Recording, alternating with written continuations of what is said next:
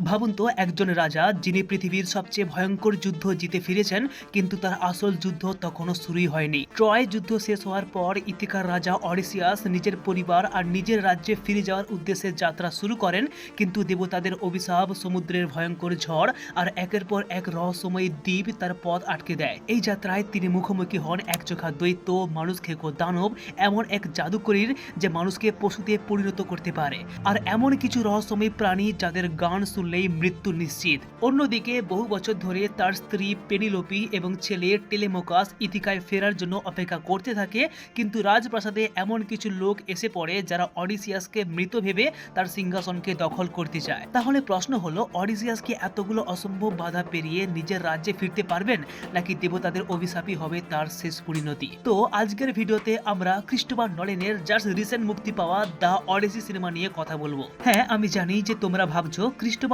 নলেনের film তার মানে খুবই কমপ্লেক্সিটি, খুবই জটিল, বাট বিশ্বাস করো ভাই, এই মুভিটার মধ্যে কিন্তু সেরকম কোনো জটিলতা আমি দেখতে পাইনি। যেভাবে আমি ওপেনহাইমার দেখেছিলাম, বা যেভাবে ইন্টারস্টেলার, ইনসেপশন বা টেনেট দেখেছিলাম, এই মুভিটা কিন্তু ওই রকম স্টাইলের নয়। কাহানি একদম ফ্লো হয়ে যায়। হ্যাঁ, কিছু সিন প্রেজেন্টে, কিছু সিন পাস্টে চলছে, বাট তুমি যদি মুভিটা একেবারে লাস্ট পর্যন্ত দেখো তাহলে বুঝতে পেরেই যাবে যে মুভিটার কোন সিনটা প্রেজেন্টে ছিল আর কোন সিনটা পাস্টে। আচ্ছা, এইবারে বলি, এই সিনেমাটির সব থেকে বড় প্লাস পয়েন্ট সেটা হলো ভিজুয়ালাইজেশন।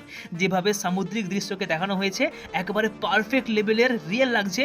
দানবগুলোকে যেভাবে ক্রিয়েট করা হয়েছে না, একদম অসাধারণ লেভেলের।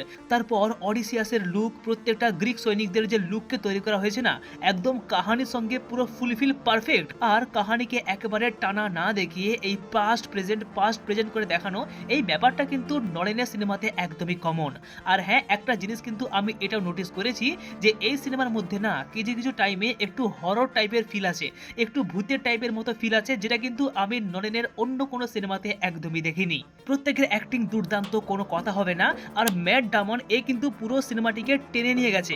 মানে সিনেমার 80% কিন্তু ম্যাট ডামনের উপরে ফোকাস করা হয়েছে। আর হ্যাঁ, এই সিনেমাতে স্বয়ম্বর সবার মতো একটা সিন দেখানো হয়েছে, যেমনটা আমরা রামায়ণের সীতার সময় দেখেছিলাম।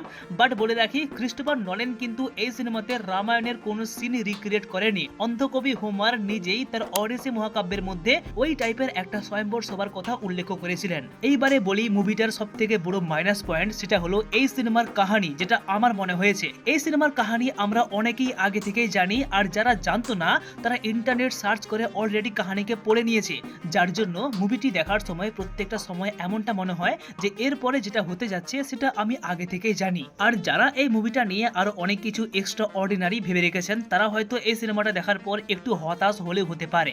মুভিটার ক্লাইম্যাক্স সিন যেন খুব একটা ভালো হয়নি, বিশেষ করে যখন রাজমহলের ভেতরে লাস্ট একটা অ্যাকশন চলছিল, ওই অ্যাকশনটা কিন্তু ভাই একদম ফিকে পড়ে গিয়েছে। আর হ্যাঁ, যেমনটা ইনসেপশন, ইন্টারস্টেলার বা ওপেনহাইমারের মতো সিনেমাগুলোতে আমরা পার্টিকুলার একটা স্পেসিফিক মিউজিক পেয়েছিলাম, যেটা কিনা ক্রিস্টোফার নলেনের সিনেমা বলেই পরিচিত পেত, সেই রকম টাইপের কোনো স্পেসিফিক মিউজিক কিন্তু এই অডিসি থেকে আমি পাইনি। তবে যাই হোক, বেশি কথা বলবো না, নেগেটিভ পয়েন্ট খুব একটা বেশি নয়।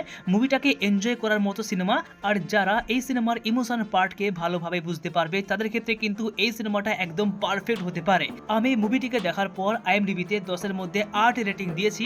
আর যদি তোমরা দেখে থাকো সিনেমাটা, তাহলে প্লিজ কমেন্ট করে বলো কেমন লেগেছে। আর যারা দেখোনি, তো টিকিট কাটো আর দেখে নাও দ্য অডিসি।